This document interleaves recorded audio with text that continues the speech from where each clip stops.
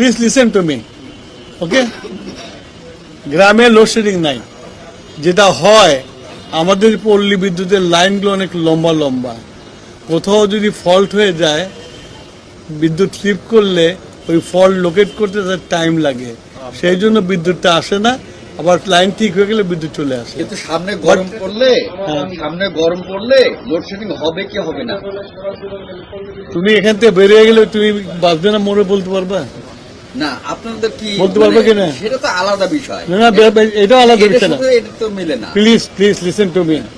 আমি আগে একটা কথা বলছি, মেশিন, যন্ত্র যদি হঠাৎ করে খারাপ হয়ে যায়, তাহলে তো আমার সিস্টেম থেকে কিছুটা পাওয়ার তো চলে যাবে, তখন তো আমাকে লোডশেডিং দিতে হবে। কিন্তু মানে তেলের সংকটের কারণে লোডশেডিং হবে এরকম কি? তেলের সংকটের কারণে কোনোদিন লোডশেডিং হয় নাই। আমার যেটুকু লোডশেডিং হয়েছিল তখন যন্ত্রের জন্য হয়েছিল, সেগুলো আবার ফেরত আসছে, এখন ঠিক আছে। তেলের কোনো সংকট কখনোই হয় নাই, এখনো হবে না, কখনোই হবে না, because I have sufficient stock এবং আমরা পারচেস করে যাচ্ছি। আজকে আমাদের এই 2026 সালে ডিসি কনফারেন্সে আমরা আমাদের জ্বালানি এবং বিদ্যুতের যে পরিস্থিতি সেটা তুলে ধরলাম এবং আমাদের জেলা প্রশাসক সাহেবদেরকে যে কিছুদিন আগে যে একটা কৃত্রিম সংকটের সৃষ্টি করা হয়েছিল, সেখানে তারা একটা প্রোঅ্যাক্টিভ রোল প্লে করেছে এবং তাদের সহযোগিতায় আমরা যে কৃত্রিম যে একটা সমস্যা হয়েছিল, সেই সমস্যা থেকে আমরা উত্তরণ করতে পেরেছি এবং তাদেরকে সেই ধন্যবাদটা দিয়েছি। এবং আমাদের যে বিদ্যুৎ এবং জ্বালানির যে পরিস্থিতি, সেটা সম্বন্ধে তাদেরকে অ্যাপ্রাইজ করেছি। সেটা ডিসি সাহেবদের প্রত্যেকটা অফিসে এবং জেলার প্রত্যেকটা অফিসের রুপটপে এটা লাগানোর জন্য বলা হয়েছে এবং আমাদের ক্যাবিনেট ডিভিশন থেকেও ডিসিদেরকে যা অর্থ দরকার অর্থের যোগান দিয়েছে এবং তাদেরকে অতি দ্রুত 2 মাস 3 মাসের মধ্যে এটাকে শেষ করার জন্য তাদেরকে অনুরোধ করেছি এবং তারা সেটা সেই কাজটা হাতে নেবে। হাতে নিলে আমাদের বিদ্যুতের অনেক সাশ্রয় হবে।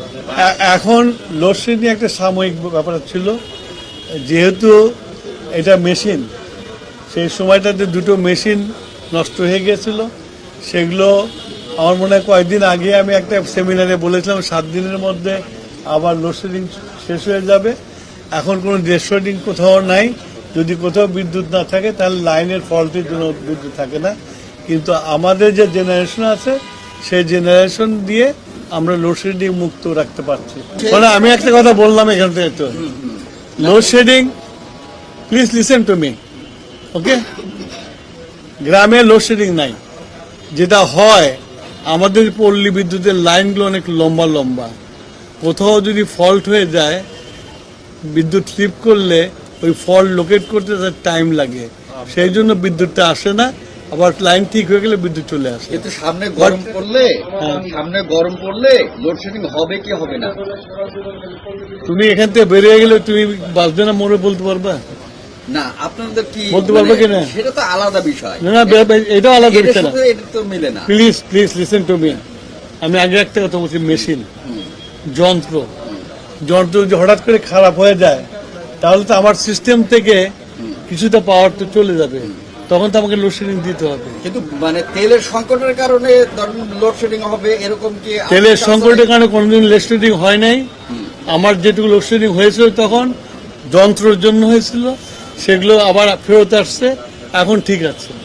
তেলের কোনো সংকট কখনোই হয় নাই, এখনো হবে না, কখনোই হবে না, because I have sufficient stock এবং আমরা পারচেস করে যাচ্ছি। আজকে ওইটা নিয়ে মিটিং করেছি। একটা পুরনো রোগ সারতে তো টাইম লাগে। আজকে ওইটা নিয়ে বৈঠক করেছি এবং আমি বলতে পারি যে এটা থেকে নিস্তারের জন্য একটা পথ বের করছি। আপনারা